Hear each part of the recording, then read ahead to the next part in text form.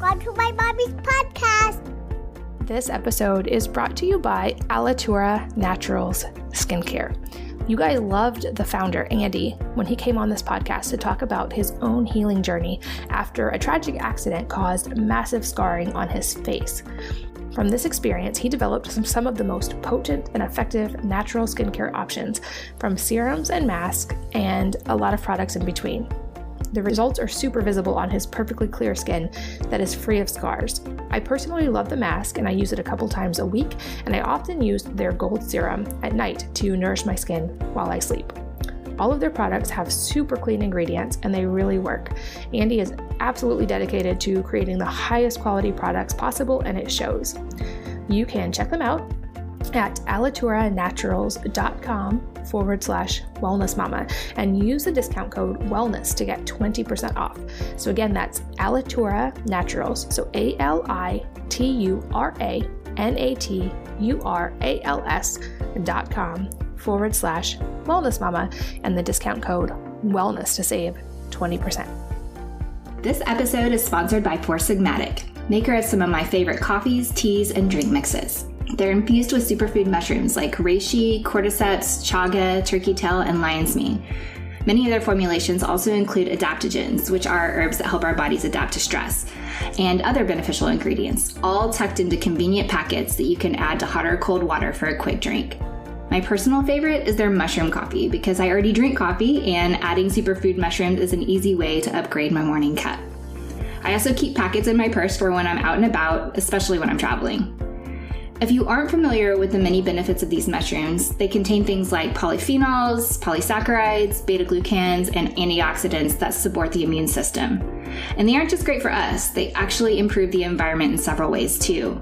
They help with soil health through a process called bioremediation, which is the breakdown of toxic compounds that have infiltrated water and soil. They're truly something you can feel great about consuming, both for your own health and for the environment. Wellness Mama listeners get a special discount. Go to foursigmatic.com/wellnessmama and use the code wellnessmama to save 15%. Again, that's foursigmatic.com/wellnessmama and the code wellnessmama to save 15%. Hello and welcome to the Wellness Mama podcast. I'm Katie from wellnessmama.com, and I'm here with someone who I highly respect and can't wait to share with you. Dr. Alan Christensen is a naturopathic endocrinologist who focuses on thyroid function, adrenal health, and metabolism. He's been actively practicing in Scottsdale, Arizona since 1996 and is the founding physician behind Integrative Health, which is a clinic there. He's also a New York Times bestselling author whose books include the recent Metabolism Reset Diet, the Adrenal Reset Diet, and The Complete Idiot's Guide to Thyroid Disease. I am personally a patient of Dr. C, and I consider him one of the smartest people I know. He's also one of the most interesting people I know, and he's a competitive mountain unicyclist. How many people do you know who can say that? So without further ado, welcome Dr. C, and thanks for being here. Hey, Katie, thank you so much. I appreciate that. I'm glad to be able to spend some time with you here. Oh, it's always a pleasure. And I'm especially excited to chat about your most recent work because I think, like everything that you've written, it's really going to help a lot of people. And I'd love to start there. What inspired you to write this most recent book, The Metabolism Reset Diet?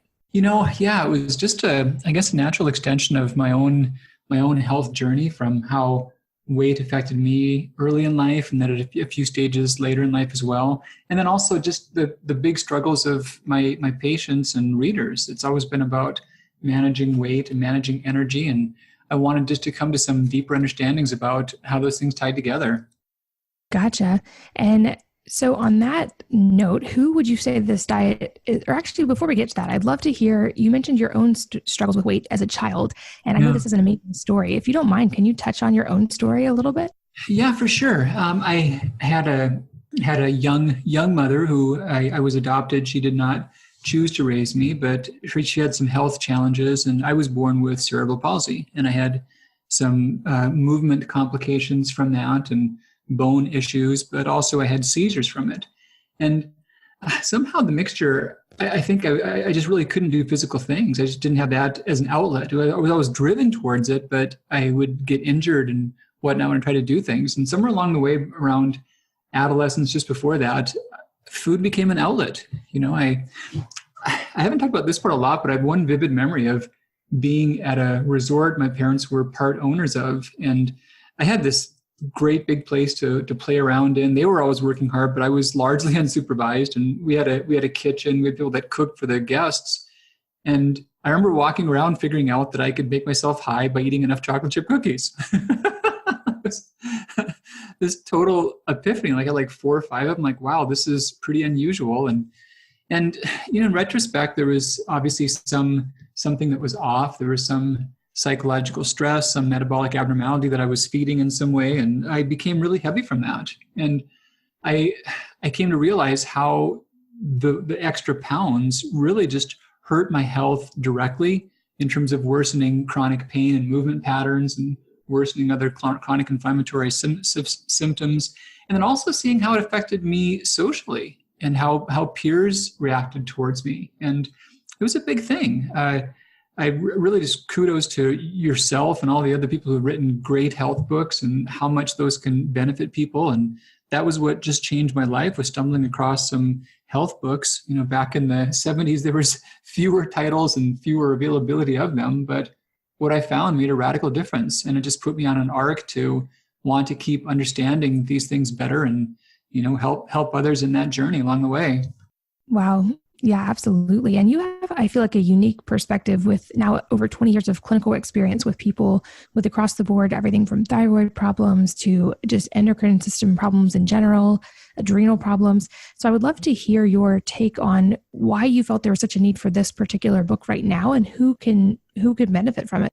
Yeah. So I think that we've gone through a lot of cycles of popular diets, low fat in the 80s and all sorts of things since then. But most people, I think, understand that if they restrict their diet enough, if they cut out a lot of food categories, or if they just radically drop their total food intake, that sure, they can elicit some change on the scale, but it doesn't last. And even then, they don't feel well. I think about like having 3 dials. You've got like your weight, your appetite, and your energy. And it's almost a paradox, because when you get a couple of them lined up, one of the others gets thrown off. So yeah, if you starve yourself or restrict categories a lot, you may affect some change in weight, but you'll tank your energy and really cause appetite to rebound. And then on the other hand, people have often seen that if they try to, eat good foods, eat clean, eat organic, and eat intuitively, they might do a really good job with their health and their energy and be able to be very satisfied with their appetite, but they'll often not see their weight improve. And they may even see that move in the wrong way. So my thought was not just what is a longer list of foods to avoid, but, why does this happen? And I've come to understand that, getting how the body regulates itself, when it works well, those 3 dials of appetite, energy, and weight, they should sync up effortlessly. You should have it to where you eat to your hunger levels, your energy is steady, and you've got a healthy weight from that. So the question is, why does that go wrong? And what is it we can do to really get that back again? Yeah, absolutely. I think so many people, that is what they struggle with, truly. And I think you're right. I think in society, we see this cycle of potentially dangerous diets that people do for a short amount of time, but it probably long-term actually creates more dysfunction than solving that problem. I know that I've read, and you could probably speak to this better than I could, but I've read about how things like that cycle of binge dieting, or all these different words that they call it, can actually harm the metabolism so much over time, because you're taking in too many calories and too few, and your body doesn't know how to respond to that.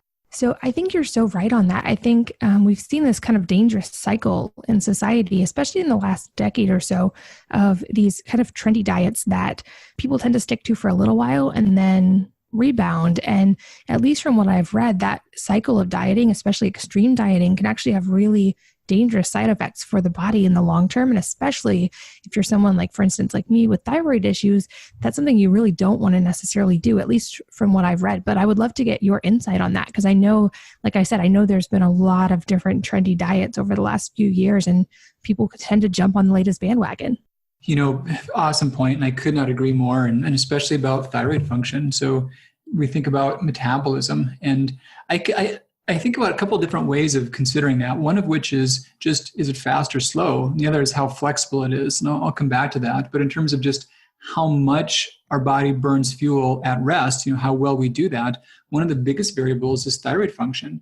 And when we plummet our food intake, our body has adaptive mechanisms that kick in that keep us from just eating up too much of our own body mass. And one of the biggest ones involves changing how thyroid hormones get used. So it's completely expected that when someone does lower their food intake by more than about 25% for more than about 6 weeks, that they move into a responsive hypothyroid state. And that's just to shut down the metabolism. Now, if you were to imagine the body as thinking or having just like a deliberate wisdom rather than like an unintentional wisdom, that would make sense in the context of famine. You want your body to slow down and spare and hold on to what you could. So that's one consideration of that. And yeah, extreme dieting can be a big trigger. With flexible metabolism, it's a little bit different. And that's where I was alluding to about the idea of the energy and the appetite and the weight. So when you've got a flexible metabolism, even if your food intake goes up and down within some parameters, you still, if your food intake goes down a bit, you still can maintain good energy. And if it goes up by small amounts, weight doesn't have to change. And everyone does that to some degree. We never have precisely the amount of food we need on a given day. So when our body works well, we take whatever extra there is and we store that harmlessly in a form of fuel that we can access quickly in the liver. And if there's a little less than we need, it's the opposite. We still feel well and don't have to go into cravings. We can still be energized, but we draw from that stored energy from the liver and then keep things going really well. Now, there's an emerging concept that's been called leaky liver. That's a huge part of just why people can gain or lose metabolic flexibility. That's super interesting concept. And I guess the obvious question that I'm wondering is this damage permanent? And if not, what can someone do? How do we start rehabilitating the body from being in that type of a state? Well, that's the exciting part, is that some parts of the body are more resilient than others, more reparative than others. And you could probably just quantify that in terms of rate of cell turnover and normal cell turnover in the population. So you think about like brain cells, for example, to where we now know that as adults, we do still have brain cell turnover. It is quite slow. And so if there's a lot of damage or loss, we may not have turnover that's fast enough to make up for significant loss. And on the other hand, we think about things like the gut lining, where turnover can be in a matter of minutes. And the liver is quite a ways over on that side of fast cell turnover. People can donate a big chunk of their liver to a compatible loved one, for example, and theirs can readily grow back again.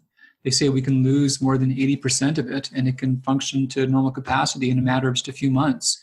So when we're talking about changes in the liver, then a lot of change is possible. And even if there has been a lot of alteration of metabolism, that can come back again. And that's a really exciting part to see.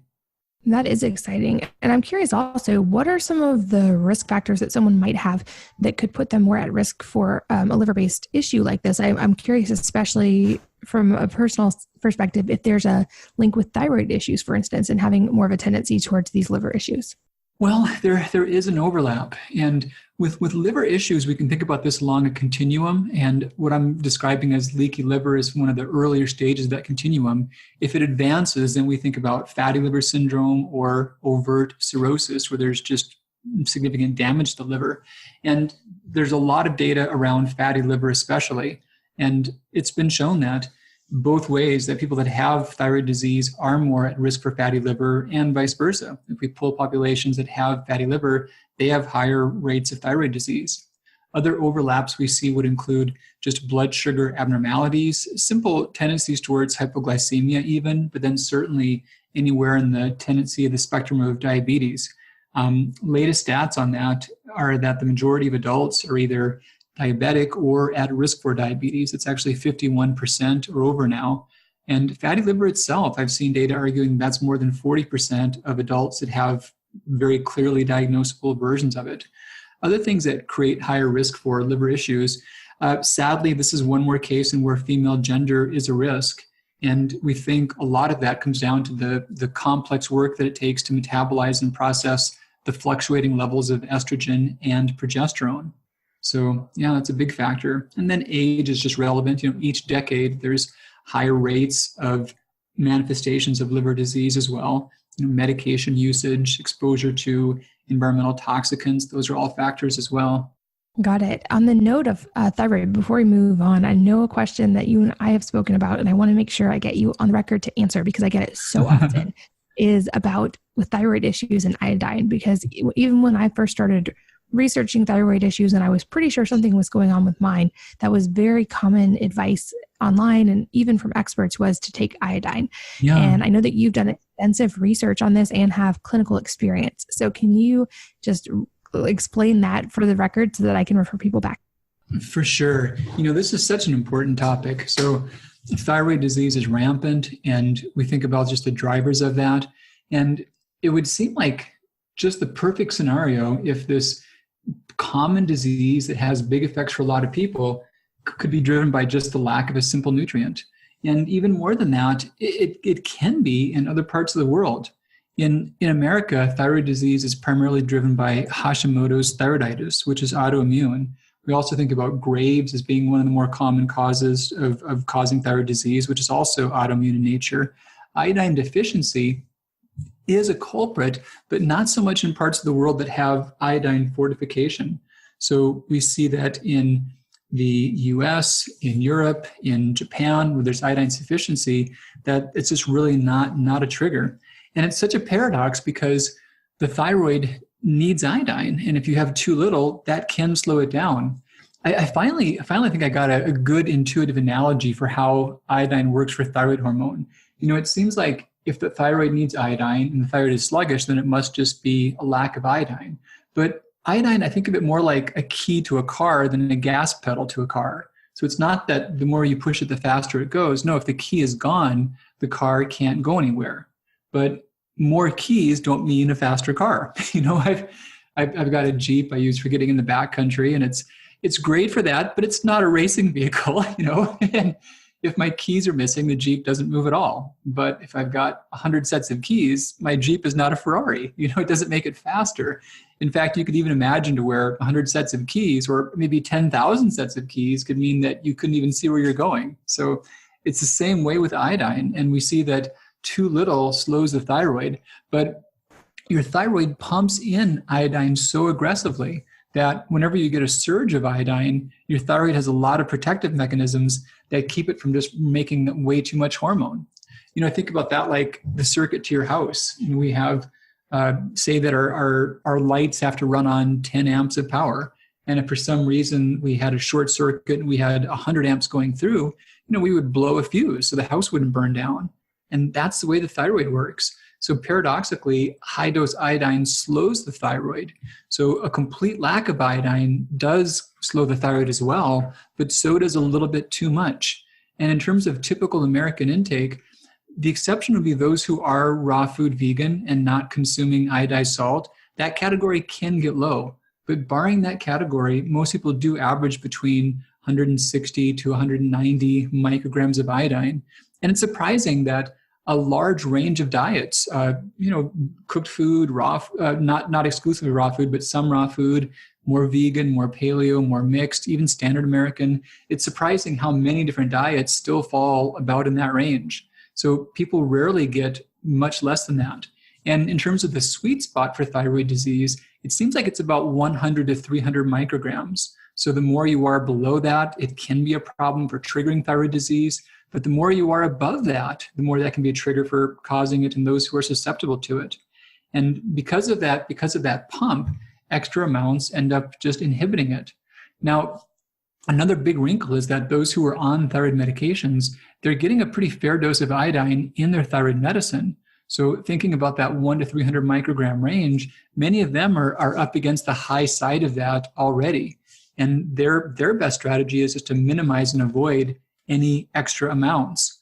But so commonly, people will have very real thyroid disease, or they've got suspicions that make them think they've got thyroid disease, and they will then take iodine to, hopefully improve that.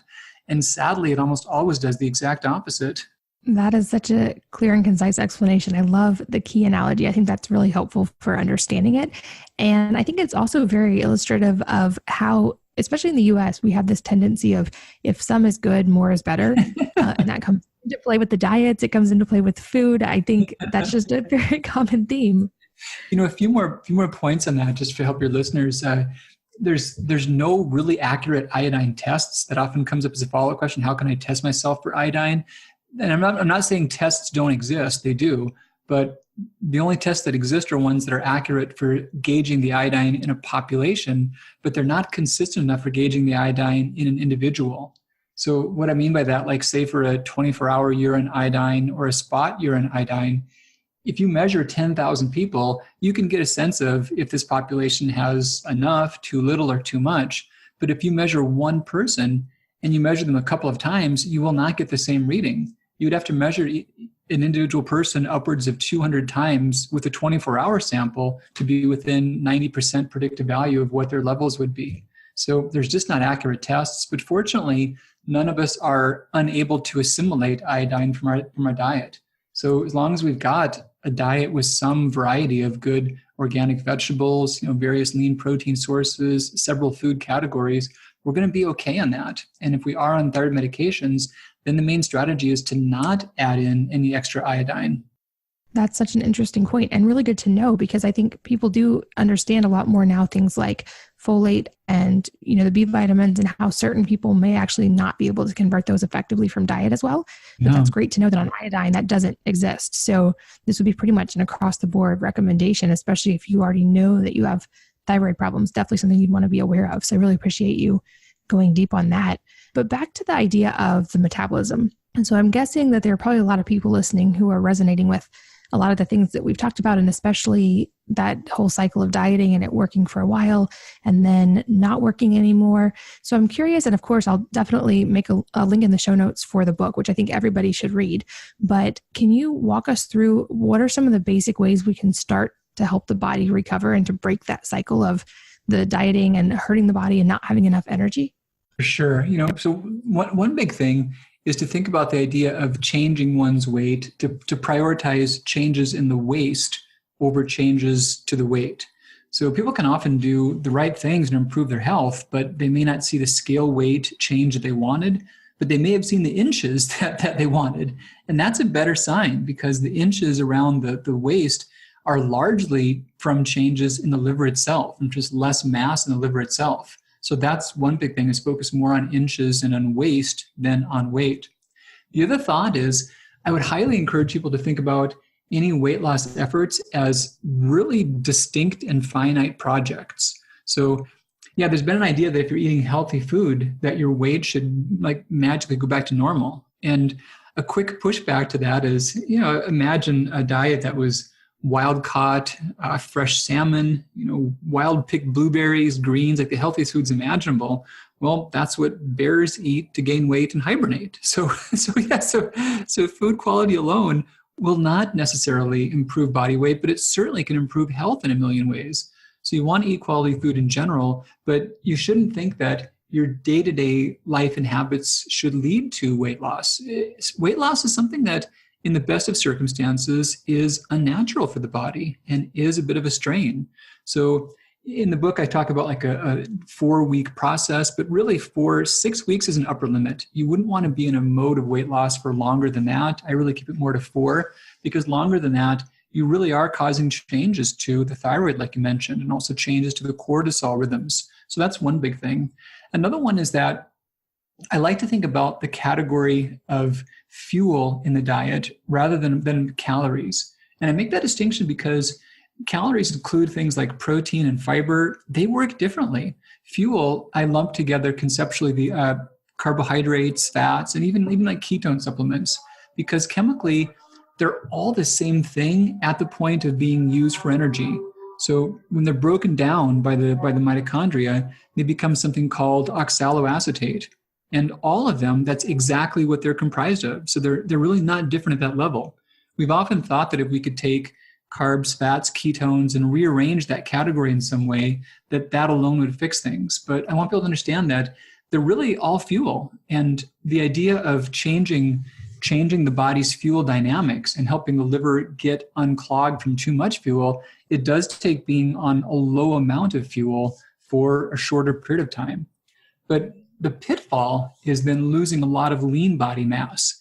And when that happens, then you're just getting set up for yo-yo dieting and more impairments of metabolism. So part about that is being sure that even though you're lowering your fuel intake, you're still maintaining an adequate, not excessive, but an adequate amount of protein to cut the risk of muscle loss and to keep the metabolism healthy. Another thing that I do that's quite different in this program is, believe it or not, I discourage exercise during that active stage of weight loss. There's a lot of great data about the benefits of exercise for weight maintenance, and I just could not more heartily endorse it for those purposes. But during that acute stage, it creates either more appetite or a higher demand on the body to process fuel. So I encourage very brief, I called these micro workouts in the book, and I talked about how to do those, but very brief things of up to just a few minutes towards the goal of keeping your muscles stimulated, but not creating high fuel demands. So those are some of the big ideas about, having dieting being a short-term project, maintaining protein intake, taking this whole bucket of fuel and lowering that, and then just minimal but adequate stimulation on the muscles to keep them engaged. Got it. And that probably seems psychologically so much easier for people as well. The idea of a 4-week project is much more doable than, I know people when they get on a diet think like, oh, I can only eat like this for the rest of my life, which is unsustainable. And then they rebound. So I'm curious then, so someone goes through this 4-week process, hopefully then they're improving their liver by the end of that. Is this something that would be cycled until a person reaches whatever their healthy weight is based on some kind of a schedule? That's exactly the idea. And what I encourage that way is if someone does have a lot of change they want to make, is to plan on up to 4 times per year, up to quarterly, and then taking at least 2-week breaks between the efforts. So best cycle is if someone is having just a small amount of change to make, once a year is a good thing for maintenance. But if there's more changes you'd want, then just once per quarter is ideal. And in terms of general health benefits, I'm just staggered by how many things can relate to a small amount of healthy fat loss. We've heard a lot about visceral fat, about the dreaded belly fat, and for sure it's a nemesis, but there's a version that's even worse that we've not heard a lot about, and that's called the organ fat. So we've got a different kind of fat that gets embedded in the liver and the pancreas. And that stuff, even like 2 grams, like the mass of a paperclip, that can be the difference between being diabetic and non-diabetic. So it's just huge. And I think in a lot of cases, people have cut out, they've been very restrictive on food categories, and they've seen health benefit, but they may have misattributed the benefit from the restriction where it could have come from just dropping some of that organ fat.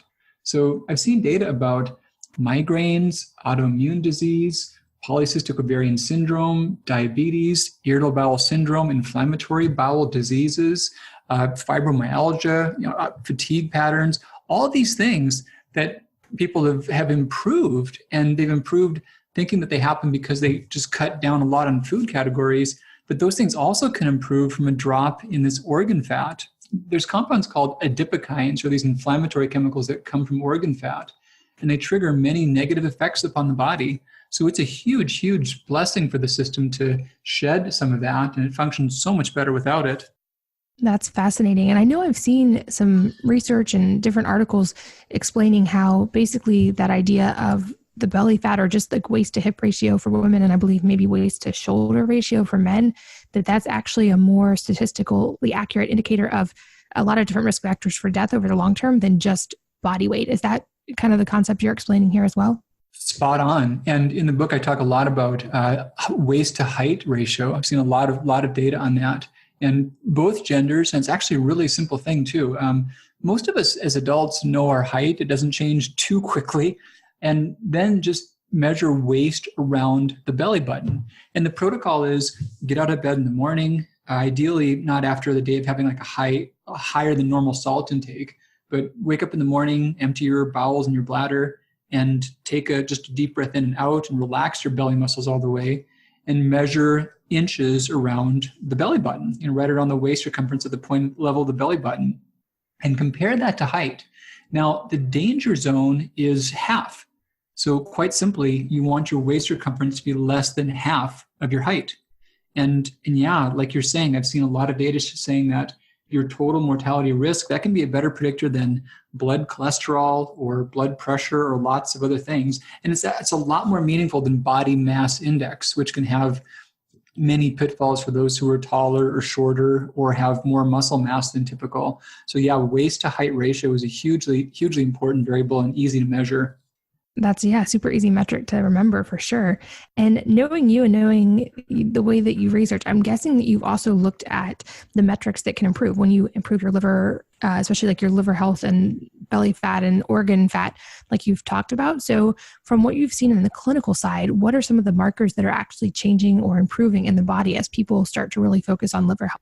Awesome question. And a lot of things that relate to blood sugar, blood lipids, inflammation. So I talked about how there's this thing called leaky liver.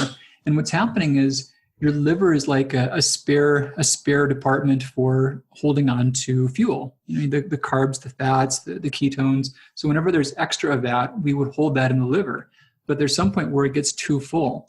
Now, there becomes damage to the liver when there's so much there that the liver can't grow new cells quickly enough. And there's a common thing in a blood test called the ALT, or the alanine aminotransferase. And this is pretty bizarre, but well within the normal range, all the liver specialists agree that if you're even on the upper half of normal, that there's some kind of a problem with your liver. To be precise, the number is 18. Some studies suggest 19, but for women, if you're above 19, there's something wrong with your liver. And there certainly can be other explanations like undiagnosed hepatitis or reactions to medications. But barring any other clear explanation, we think about this leaky liver as being the culprit. So that's one of those. We'll also see a lot of changes in fasting blood glucose. And this is really fascinating. People think a lot about the importance of that, which there is a lot, but we often think about like how our diet in terms of carbohydrate intake affects blood glucose. But yet fasting blood glucose, by definition, that's not after a meal. And so when someone has high glucose in the morning, that's not based upon what they ate recently. So what's happening is their liver is leaking out too much glucose throughout the course of the night. And they've even shown now through some pretty fascinating studies, they can differentiate the glucose in your blood, whether or not your liver produced it or it came from your meal, even in the daytime, even like right after a meal. And what we're seeing is that people who are prone towards diabetes, that about 2/3 of their blood sugar has nothing to do with the meal they just ate. It's what their body is making all by themselves. So other things that show up in tests would include triglycerides and cholesterol. And in many circumstances, these are also types of fuel that are leaking out of the liver. So yeah, it's awesome to see all those things shift, and they can quite readily. Yeah, that's encouraging for sure. And I'm curious, I would guess that as someone starts this process and tries to improve their liver, first of all, that's a much better metric, I think, to focus on than just calories or weight, because it's more tangible, more measurable. But is it one of those things that as the body heals itself or as the body improves over time, it gets easier in a sense? Like, in other words, the more we support the liver, do these cycles actually become more effective because the body is able to more effectively utilize fuel? That's an awesome insight, and you're spot on right there too. So when the liver's healthy, then you've got that metabolic flexibility, and you'll be able to make use of a broader range of fuel types, a broader quantity of them, and still maintain good health and function. And it's kind of funny, we focused for a long time about the importance of the gut and the gut flora, and it's a big deal. It's super important. But conceptually, all that is occurring outside of your body still. So your gut is really a tube that goes from, mouth to butt, but what's inside the tube is not yet really interacting with your body. But when you assimilate things and they come into your bloodstream, first stop is the liver. And there's a group of specialized cells called Kupffer cells that are liver cells immune cells unique to the liver. And they're the sentinels that see what's coming in from the outside world, from the intestinal tract. And there's a lot of feedback between the bile and the gut flora, and the gut and the liver and the bile. There's this gut-liver axis. And what we're learning is that, yes, harm to the gut can affect the liver in terms of things like leaky gut, or they call it the bacterial translocation, but it works both directions. When the liver's not functioning well, the properties of the bile are not correct to support the desirable flora to prevent the leaky gut in the first place. So it's a hugely important facet of health. That's fascinating. And I feel like that's something that even it tripped me up for a while to understand that the gut is actually external to the body, because when you first think of it, you're like, no, it's inside, but really it's truly like, I think of those, I don't know if you ever had one, but when I was a kid, we had these little like tubes that were supposed to be like seawater, and they were like an ever ending tube that you could put your finger through and it would just keep going basically. And I kind of, that's how the gut is. It's almost like a straw that just goes through your body. And so that's a hopeful analogy for people to understand. This episode is brought to you by Alitura Naturals Skincare. You guys loved the founder, Andy, when he came on this podcast to talk about his own healing journey after a tragic accident caused massive scarring on his face. From this experience, he developed some of the most potent and effective natural skincare options, from serums and masks and a lot of products in between. The results are super visible on his perfectly clear skin that is free of scars. I personally love the mask and I use it a couple times a week, and I often use their gold serum at night to nourish my skin while I sleep. All of their products have super clean ingredients and they really work. Andy is absolutely dedicated to creating the highest quality products possible, and it shows. You can check them out at alituranaturals.com/wellnessmama and use the discount code wellness to get 20% off. So again, that's Alitura Naturals. So ALITURANATURALS.com/wellnessmama and the discount code wellness to save 20%. This episode is sponsored by Four Sigmatic, maker of some of my favorite coffees, teas, and drink mixes. They're infused with superfood mushrooms like reishi, cordyceps, chaga, turkey tail, and lion's mane. Many of their formulations also include adaptogens, which are herbs that help our bodies adapt to stress, and other beneficial ingredients, all tucked into convenient packets that you can add to hot or cold water for a quick drink. My personal favorite is their mushroom coffee, because I already drink coffee, and adding superfood mushrooms is an easy way to upgrade my morning cup. I also keep packets in my purse for when I'm out and about, especially when I'm traveling. If you aren't familiar with the many benefits of these mushrooms, they contain things like polyphenols, polysaccharides, beta-glucans, and antioxidants that support the immune system. And they aren't just great for us, they actually improve the environment in several ways too. They help with soil health through a process called bioremediation, which is the breakdown of toxic compounds that have infiltrated water and soil. They're truly something you can feel great about consuming, both for your own health and for the environment. Wellness Mama listeners get a special discount. Go to foursigmatic.com/wellnessmama and use the code wellnessmama to save 15%. Again, that's foursigmatic.com/wellnessmama and the code wellnessmama to save 15%.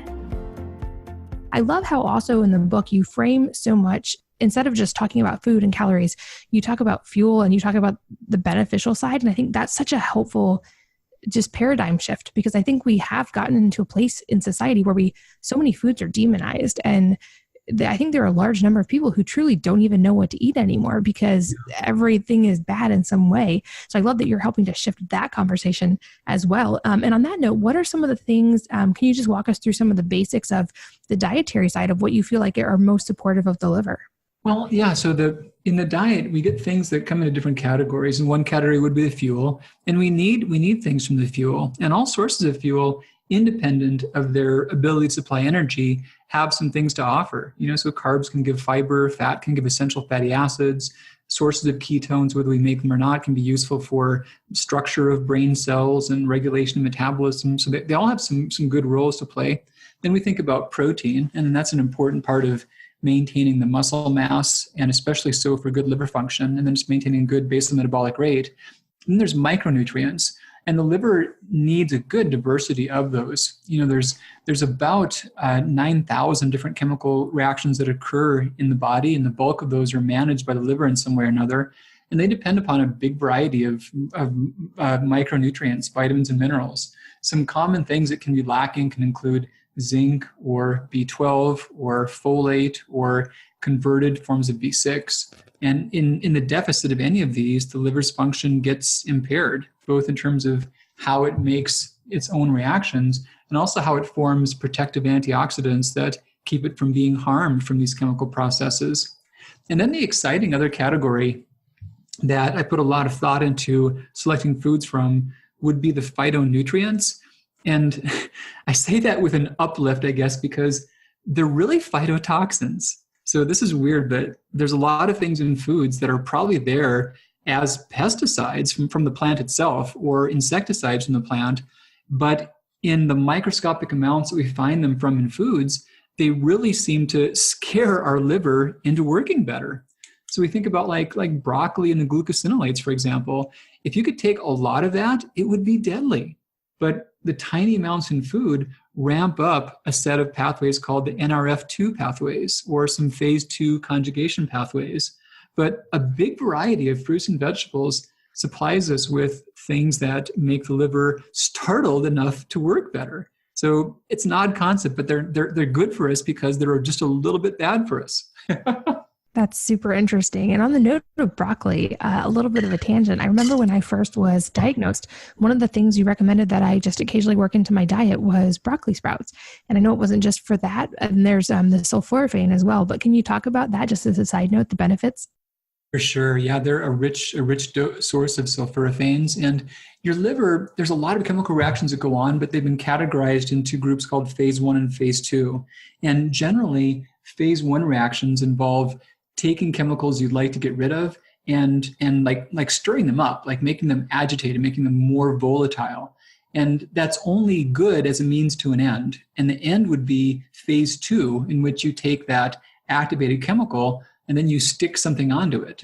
So I almost imagine like an epoxy glue where you've got 2 stages. The first one is like one layer and the second one then makes it hold on. And so what happens commonly is that with thyroid strain and also from a lot of facets of modern life, that first phase gets too active relative to that second phase. And we call that pathologic detoxification. So your liver is trying to get rid of normal wastes of metabolism or just junk from the modern world, all the toxicants that we're exposed to. But in doing so, if it's doing so poorly, it can make these things even worse, even more harmful chemically than they were beforehand. So there's common situations in which it's beneficial to coax up phase 2 relative to phase 1. And sulforaphanes, they're powerful agents for that. And one of the densest sources by far are the broccoli sprouts. And they're super easy to make. I'll make sure I put a link in the show notes as well in case any of you guys are interested in growing them at home. They're really inexpensive and I think they're really delicious. Another thing I feel like that seems like it is a big factor here, and I would love for you to speak on if it is the importance of sleep. And I say that only because I know from my own research, if you don't get enough sleep, in one day you'll start showing the signs of potentially prediabetes. All of your hormones get out of whack. I'm assuming there's also has to be a liver effect. So does sleep quality and sleep time come into play at all as well? They're completely relevant. Yeah, you're exactly right on that too. In Chinese medicine, they talked a lot about these clocks the body would go through and how the early hours of the morning was the liver time. And we know that the liver has these various jobs, but it's also storing fuel for future use. And we call this the formation of glycogen especially. And it does take being in REM sleep to do a good job of forming glycogen. And glycogen is a type of carbohydrate that's stored in the liver. And it's great to be available as a fuel for just daily activity, but also the liver needs it to carry out a lot of chemical reactions. Paradoxically, it needs glycogen to burn fat effectively. And burning fat is important just to take that at face value, like burning body fat, but it's also a big part of making sure the liver's not getting clogged and able to help break down the wastes that are inside of it. So without a good supply of glycogen, the liver can't do a process called beta oxidation and burn fat as effectively for fuel. In glycogen production, it's hard to do during the day when our cortisol levels are fluctuating, our blood sugar is rising and falling because of our activity. So it's one of the many maintenance tasks that our body has to focus on during deep stages of sleep.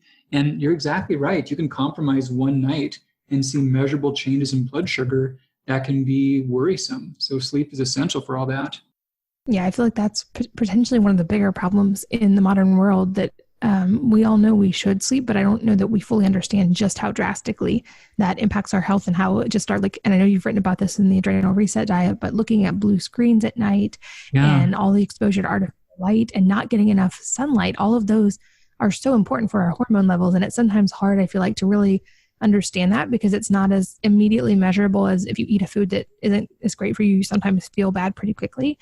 You don't necessarily see those changes as immediately, so they're harder to pinpoint. But I love that you're spreading about that as well. And something that I didn't even mention in the book, but I've stumbled across recently that I wish I would have put more in the book is about there's more data mounting that sleep timing, when your sleep is occurring, maybe as close to as important as how much that you're getting. And emerging data suggests that the hours closer to sunset for wherever you are, whatever your time zones and daylight and darkness cycles are like, that the hours closer to sunset may be more productive for liver health than the hours afterward.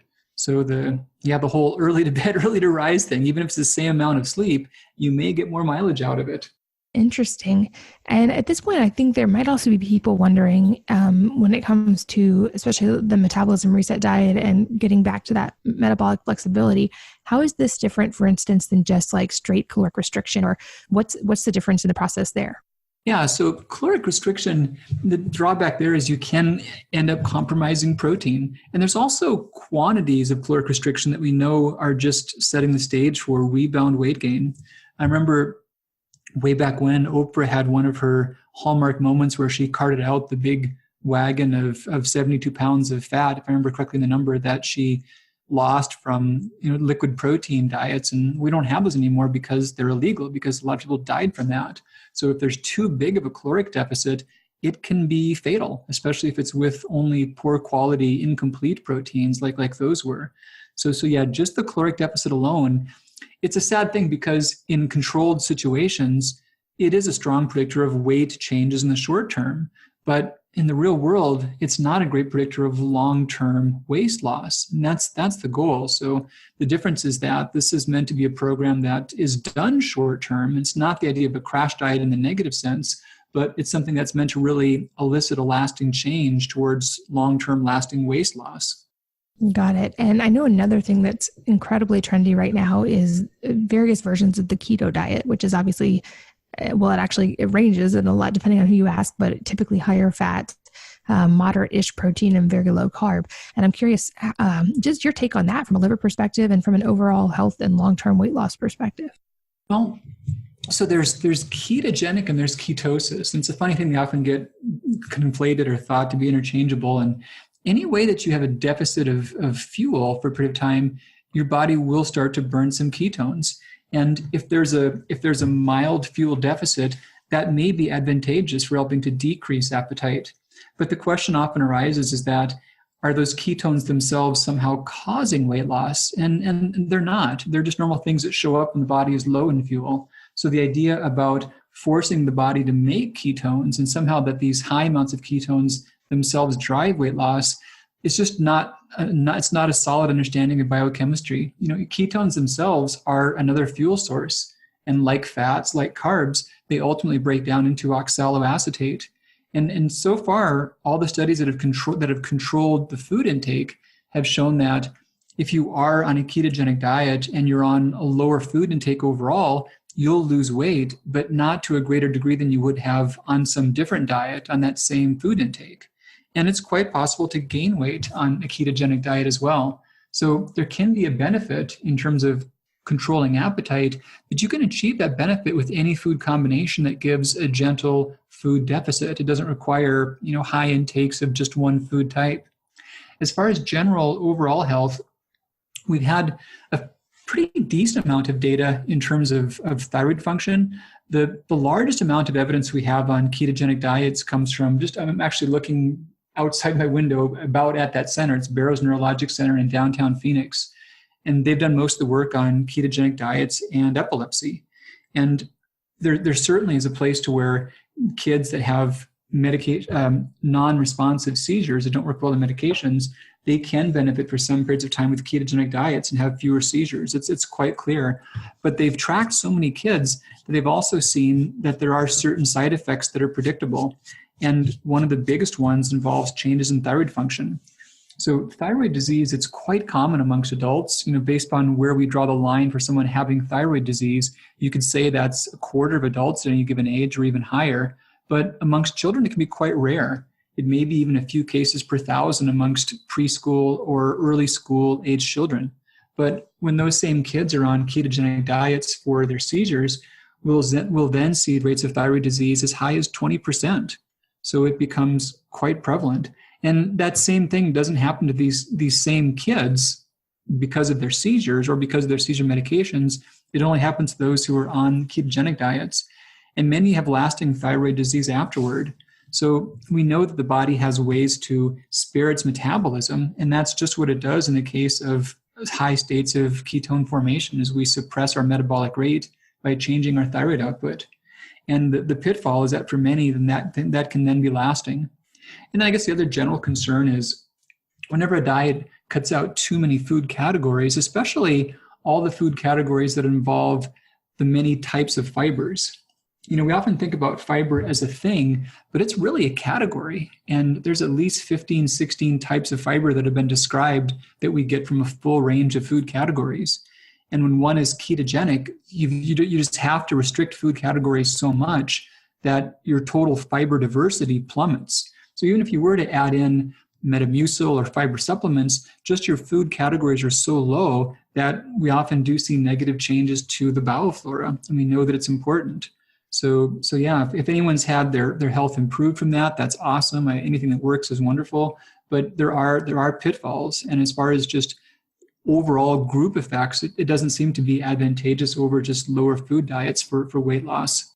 Got it. And I'm curious if you could speak to, because obviously all of these diets, they have their place in society at different times because they've worked at least for a subset of the population at some point. But can you kind of explain how both diets that seem polar opposites, like for instance, a raw vegan diet and also a more high fat keto type diet, they can both be effective for people and kind of accomplish the same thing? Yeah, that can seem so bizarre. And the response that we'll often hear is that, people are all different. And for sure, we've got distinct personalities and preferences and whatnot. But I don't know. I think that, and yes, we certainly can have different food intolerances and food tastes, but really, none of us photosynthesize.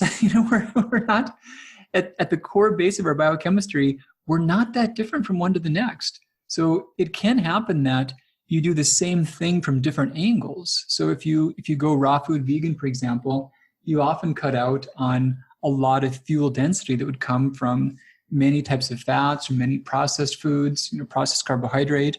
And if one does go very strict paleo or keto, they'll cut out a lot of fuel from many types of carbs and obviously all processed carbs. So in both those cases, you can really be cutting fuel intake. And that by itself can be a good thing.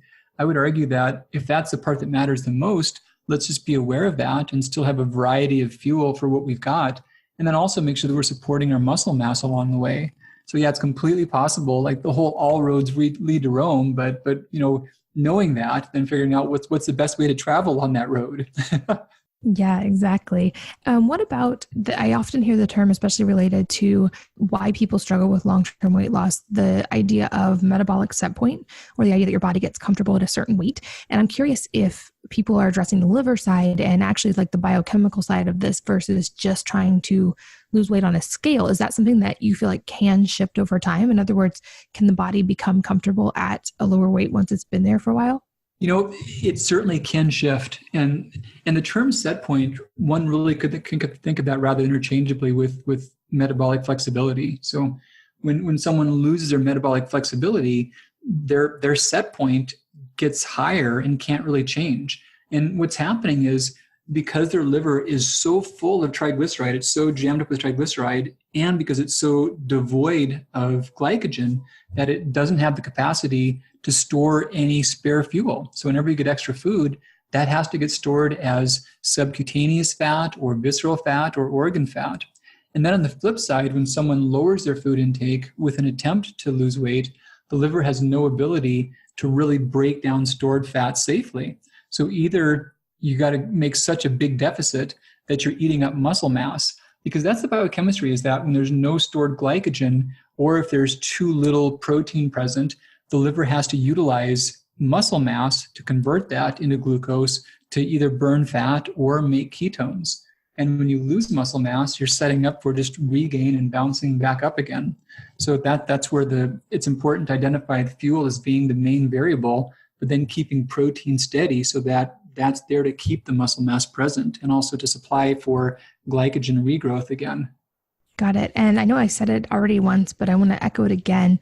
I got to read a pre-advanced copy of your book, which was spectacular, which I expected no less because all of your writing is amazing. But it's linked in the show notes. I know it's also available anywhere that books are sold. I just would encourage you guys listening to check it out. I think it will really reframe how you think of food and fuel and weight loss, and it offers a much healthier perspective, I feel like, on the whole idea. So highly, highly endorse it, and I'll make sure it's linked in the show notes. But toward the end of interviews, I can't believe our time has already flown by, but I love to ask a couple sort of unrelated questions, and I can't wait to hear your answers. The first being, if there's a book or books besides your own, which will of course already be linked, that really have impacted your life, and they don't have to be health related. I'm always looking for new reading material. Two that have the most, and I guess in serendipitous ways, one of which, because it drove me into the profession I went in, and that was the earlier edition of the Textbook of Natural Medicine. This was in the early 90s, and it was one of the first, I guess, encyclopedias of all the things that natural medicine has to offer. It's been updated ever since. Now we're on, I think it's the 13th edition, and it's an awesome thing because I got to go from a fan of that and have it bring me into this whole world to be a contributing writer to it now for the 12th and 13th editions on the chapters on thyroid disease. So that's one. And another one, which, Katie, I know that you're crazy smart and you've got a big range of knowledge in different fields. There was a book series from which the Cosmos series, the original one with Carl Sagan in 1980, was based off of. And big, thick book, lots of beautiful illustrations. Much of it was new from the Galileo missions, but very cutting edge science, but also just really deep explanations on how we understand what we understand about astronomy and astrophysics and how the world works and basic physics. So yeah, the Cosmos book was like, I still have my version of that from 6th grade and just been completely in love with that ever since. So Cosmos by Carl Sagan. I love that. Those are both new recommendations and no one's recommended before. And lastly, if there was a piece of advice, again, doesn't have to be health related, but it can be, that you could spread far and wide, I'd love to help you do that right now with the couple 100,000 people who are listening. I think the most important thing nowadays is to think about your thinking and just question data, question trends. When I first got into the whole journey of health, it was just novel to have any information. And now, well, we've got all the data we could ever, like all the artistic endeavors and wisdom from all mankind at our mobile devices 24/7 pretty much. So the real thing now becomes, how well do we filter data? So I would encourage everyone to get good at just having some basic knowledge about what are some of the ways in which our brain has bugs and not features. What are the cognitive biases that are built in, and how do we often make suppositions that don't serve us in the long term? But just to get good at questioning our thoughts and our ideas. And if someone tells you that bananas are bad foods, don't question if that's right or not. Question how they arrived at that conclusion.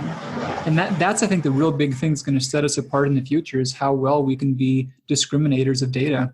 That's a great point. I love that. And I think that's the perfect place to stop for today. But of course, you're always welcome to come back. And I know that we'll have many future conversations. But for now, thank you for sharing your time and your wisdom with us today.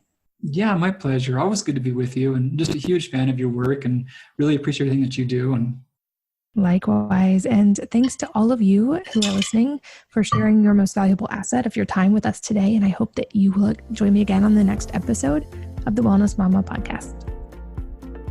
If you're enjoying these interviews, would you please take 2 minutes to leave a rating or review on iTunes for me? Doing this helps more people to find the podcast, which means even more moms and families can benefit from the information. I really appreciate your time, and thanks as always for listening.